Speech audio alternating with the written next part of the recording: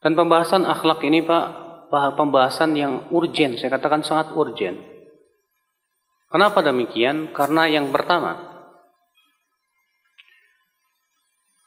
Rasulullah SAW di awal dakwah itu memfokuskan kepada dua perkara, akidah dan akhlak.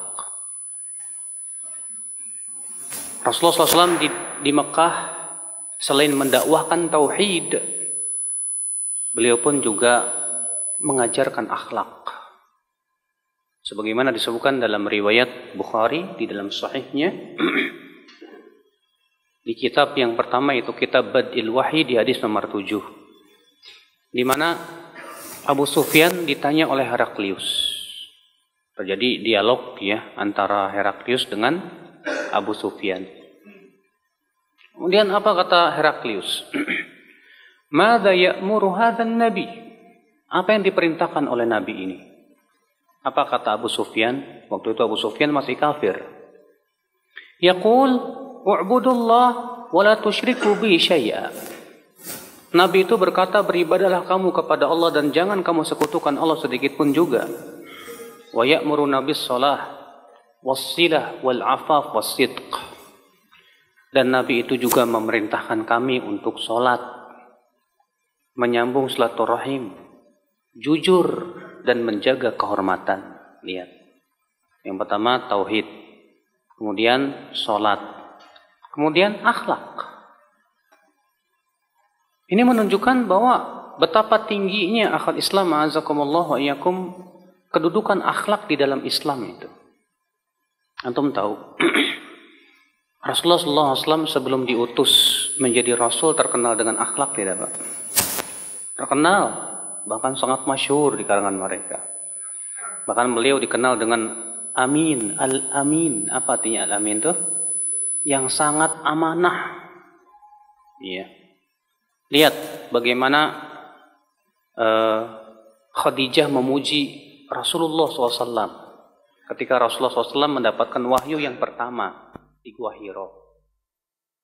Kemudian Rasulullah ketakutan, turun dari Gua Hira, datang ke rumahnya Khadijah.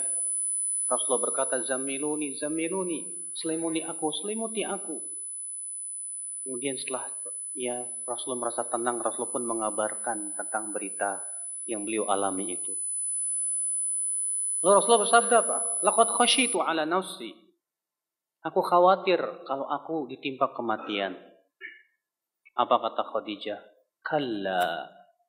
La yukhzika Allahu abadan. Tidak mungkin Allah Subhanahu wa taala menghinakan kau. Innaka latasilur rahim. Ya, wa taqsibul ma'dum wa tahmilul kal. Engkau ini orang yang suka menyambung silaturahim. Wa tuqrid dhaif, menghormati para tamu. Kamu juga mencarikan pekerjaan dan bekerja untuk orang-orang yang susah. Dan kamu pun selalu membantu dalam perkara-perkara kebenaran. Lihat pujian Khadijah terhadap siapa? Terhadap Rasulullah SAW akan akhlaknya yang luar biasa. Ini sebelum Rasulullah SAW diutus. Makanya sebelum Rasulullah SAW diutus itu, sebelum Rasulullah dakwah, Allah jadikan Rasulullah SAW terkenal dengan akhlaknya yang luar biasa. Akhlaknya, kejujurannya, amanahnya, yang selalu membantu fakir miskin, yang selalu membantu dalam berbagai macam perkara-perkara kebaikan. Kemudian setelah berdakwah, lihat bagaimana persaksian orang musyrikin akan akhlak Rasulullah. Ketika Allah turunkan firman-Nya, fasda' bima tu'mar wa a'rid 'anil musyrikin. Rasulullah pun naik ke Bukit Safa. Kemudian Rasulullah memanggil, wahai Banu Abdul Muttalib, wahai orang-orang Quraisy, kumpul semuanya, Pak. Apa kata Rasulullah? Ara'aitum law akhbartukum, bagaimana pendapat kalian kalau aku kabarkan kepada kalian bahwa di belakang bukit ini ada pasukan yang akan menyerang kalian? Akuntum musaddiqi? Apakah kalian membenarkan ucapanku? Apa kata mereka? Ma jarrabna 'alaika kadziba. Kami tidak pernah mendapatkan engkau sekalipun berdusta, hai Muhammad. Masya Allah, akhlak. Ternyata Rasulullah SAW dipersiapkan oleh Allah Subhanahu Wa Taala sebelum menjadi Rasul dengan apa? Dengan akhlak, dengan adab yang sangat tinggi sekali. Makanya dari sinilah para ulama ya akhi mengambil faidah. Apa itu? Lebih bagus kita belajar akhlak dan adab sebelum belajar ilmu. Sufyan Ats-Tsauri berkata, ta'allamul adab qabla an tata'allamu al-ilm. Pelajarilah dulu adab dan akhlak sebelum kalian belajar ilmu. Beliau juga berkata, kunna nata'allamul adab kama nata'allamul ilm. Kami pun dahulu mempelajari adab seperti kami mempelajari apa? Akhlak. Dan memang Pak, kedudukan akhlak itu sangat penting sekali dalam kehidupan kita, Pak. Apalagi kita ini penuntut ilmu nih semua. Anak sama antum sama aja, penuntut ilmu. Dan di masyarakat awam itu Pak, yang namanya orang awam tuh nggak ngelihat antum profesor, antum Masya Allah hafal Sahih Bukhari dan Muslim. Yang mereka pertama kali nilai akhlak dulu Pak. Iya. Dan penuntut ilmu itu sorotan banget loh Pak. Sorotan banget. Kalau ada preman lewat nggak salam wala kalam, ya orang lumrah itu kan preman. Kalau ada orang awam lewat nggak salam wala kalam, masyarakat nggak ngomong, biasa aja. Tapi kalau antum yang lewat wala salam wala kalam ngomong, udah ngaji kok, ya lewat kayak kedubung palit katanya. Ya, Pak salam, nggak apa. Kenapa? Karena sebetulnya memang masyarakat itu mengharapkan dari kita uswah, mengharapkan dari kita itu suri tauladan yang baik ya akhwat Islam. Maka kalau ilmu tidak disertai dengan akhlak dan adab, rusak ilmu itu Pak, rusak. Iya, lihat kalau misalnya ada orang Masya Allah ilmunya bagus ya, Sahih hafal Quran, Sahih Bukhari misalnya, luas ilmunya, tapi kalau ngomong kasar, iya, arogan, temperamenan, kira-kira orang lari nggak Pak? Lari. Makanya Allah Subhanahu Wa Taala mengatakan, "Fabima rahmatin minallah linta lahum, walau kunta faddan ghalidhal qalbi lan faddu min haulik." Maka dengan rahmat Allah lah kamu bisa berlemah lembut kepada mereka. Kalau kamu bersikap keras dan kasar, mereka akan lari dari sisimu. Lihat ya akhwal Islam, azakumullah wa iyyakum.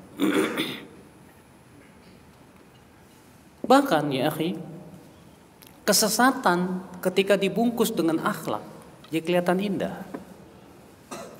Iya kan? Sahih.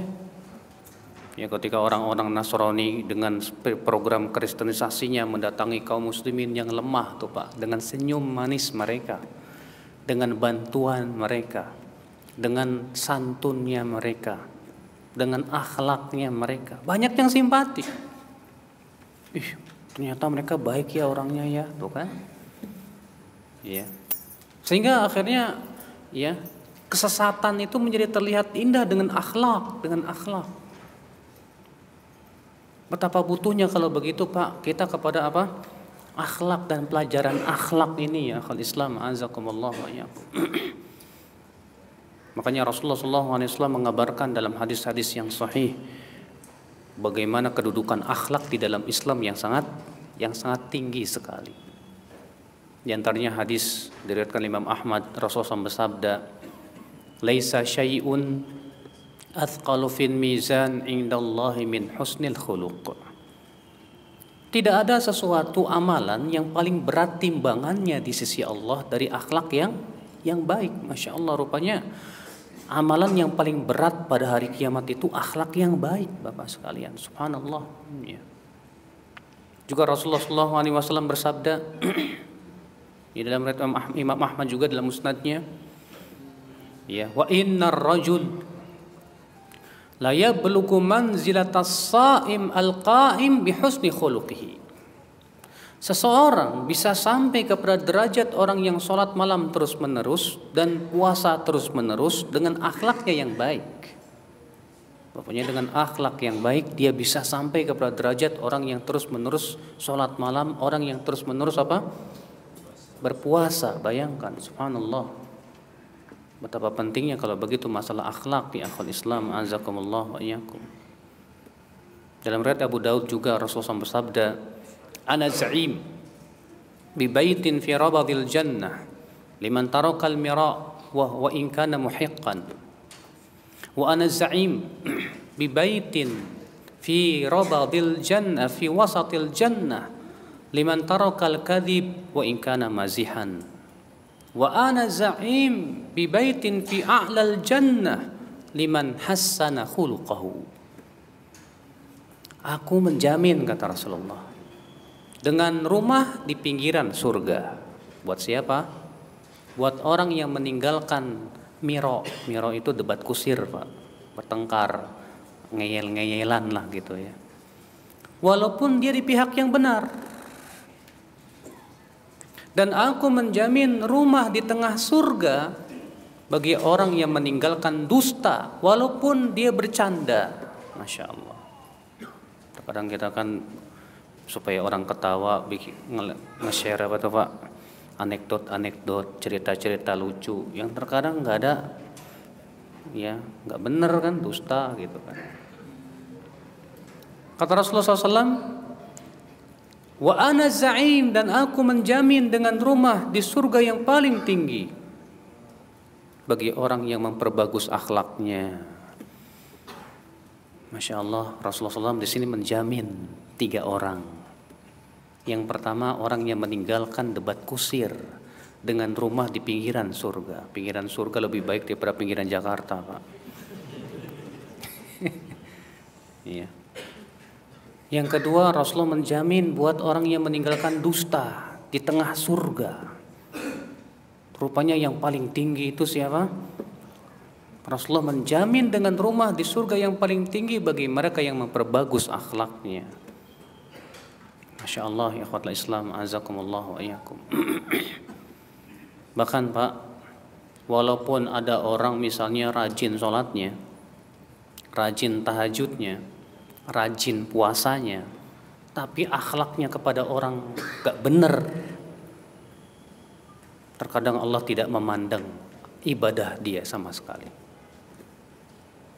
Dalam hadis yang disebutkan oleh Imam Al-Mundhiri dalam kitab Targhib wa Tarhib dan disahihkan Syekh Albani rahimahullah, ada seorang laki-laki berkata, "Ya Rasulullah, inna fulanah taqumu bil lail wa taf'al khair wa tasum bin nahar wa tukthir minas sadaqah wa tu'dhi jaraha bilisaniha."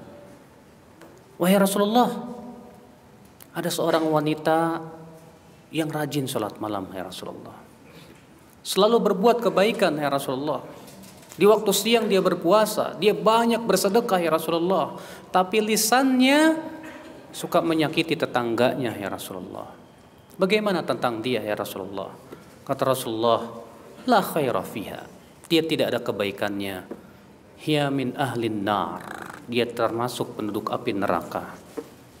Padahal sholat malamnya rajin, puasa sunnahnya rajin, sedekahnya banyak. Tapi gara-gara akhlak sama tetangga kurang, dia suka menyakiti tetangga dengan lisannya. Ternyata Rasulullah mengatakan tidak ada kebaikannya wanita itu. Ajib. Kemudian Rasulullah mengatakan dia termasuk penduduk api neraka. Subhanallah. Kemudian dia berkata lagi, wa fulanah ya Rasulullah. Ya. Dan si fulanah ya Rasulullah, tusallil wajibat, dia hanya sholat 5 waktu saja, enggak sholat sunnah. Dia pun juga tidak puasa sunnah. Sedekahnya pun sedikit, wala tu'dhi ahadan, tapi dia tidak pernah menyakiti siapapun. Kata Rasulullah, hiya min ahlil jannah. Dia termasuk penduduk surga. Subhanallah, ajib. Berarti akhlak ini penting banget kan Pak? Banget Pak. Iya. Jangan kita merasa akidah saya sudah mantap Ahlus Sunnah wal Jamaah. Ibadah saya sudah sesuai sunnah Rasul. Kayaknya kita ini ya paling baik, tapi akhlak kita sama orang kurang. Kalau ngomong nyelekit. Iya. Demikian pula akhlak kita kepada orang tua kurang.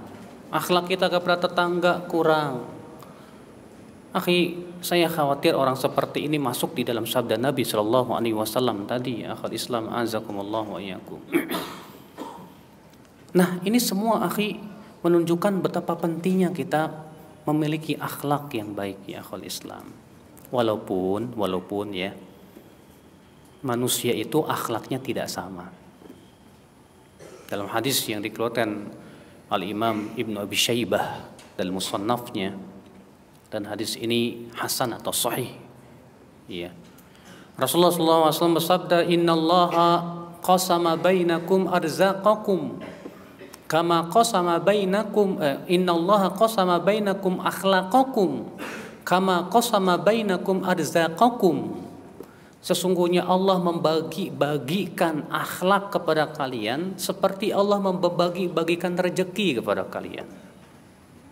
Jadi kata Rasulullah, akhlak itu sama dengan rezeki. Ya.